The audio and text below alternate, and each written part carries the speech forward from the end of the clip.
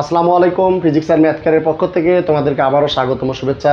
আজকে তোমাদের জেএসসি পরীক্ষা এবং এসএসসি পরীক্ষার জন্য আমরা বীজগণিতের মান নির্ণয়ের খুব শর্টকাট একদম এমসিকিউ মাত্র 5 সেকেন্ডে আমরা সমাধান করব মাত্র 5 সেকেন্ডে। তো চলো দেখো আমরা সমাধান করি। আমাদের x + 1/x = 3 হলে x³ + 1/x³ এর মান নির্ণয় করতে বলছে। তো এটার যদি আমরা শর্টকাট একটা সূত্র প্রয়োগ করি, যে দেখো আমরা লিখবো এখানে প্লাস আছে, তাহলে এই মানের উপরে কিউব, এখানে প্লাস থাকলে এখানে দিবা মাইনাস, এই 3 গুণন মান। দেখো এই সূত্রটা ব্যবহার করবা। তার মানে কি লিখলাম, যে মানটা দেওয়া থাকবে সেই মানটার উপরে কিউব করবা, যে মানটা দেওয়া আছে সেই মানটার উপরে কিউব করার পর এখানে প্লাস থাকলে দিবা মাইনাস, এরপরে 3 গুণ এখানে যে মান আছে সেই মানটা ব্যবহার করবা।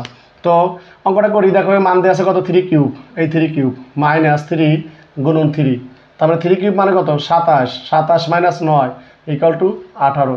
খুব সহজে দেখো এমসিকিউ সলভ হয়ে গেল। কয় সেকেন্ড সময় লাগছে? মাত্র 5 সেকেন্ড সময় লাগছে।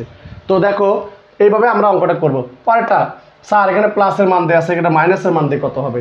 তো মাইনাসের মানটা দেখো আবার সেম একই সূত্র, এখানে লিখবা মান উপর কিউব, এই মান কিউব, এখানে মাইনাস আছে দিবা কি প্লাস, তাহলে এই মাইনাস থাকলে দিব প্লাস ইন্টু 3 গুণন মান, যে মানটা আছে আমরা সেই মানটা লিখব।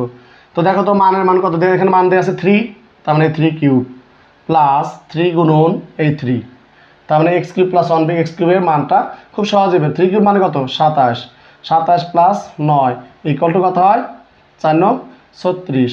তার মানে দেখো এই অঙ্কটাও কি আমাদের খুব সহজে একদম সহজে বের হয়ে গেল। আশা করি তোমরা বুঝতে পারছো। যদি তোমাদের সমস্যা মনে হয়, তোমরা এই মানগুলো বড় সূত্র প্রয়োগ করে, অর্থাৎ a³ + b³ এর সূত্র প্রয়োগ করে তোমরা দেখতে পারো যে আসলে অঙ্কটা ঠিক আছে কিনা। ধন্যবাদ। যদি তারপরও কোনো সমস্যা হয় তাহলে তোমরা কি কমেন্ট বক্সে আমাকে জানাবা, আমি তোমাদেরকে আবারও সলভ করে দেবো।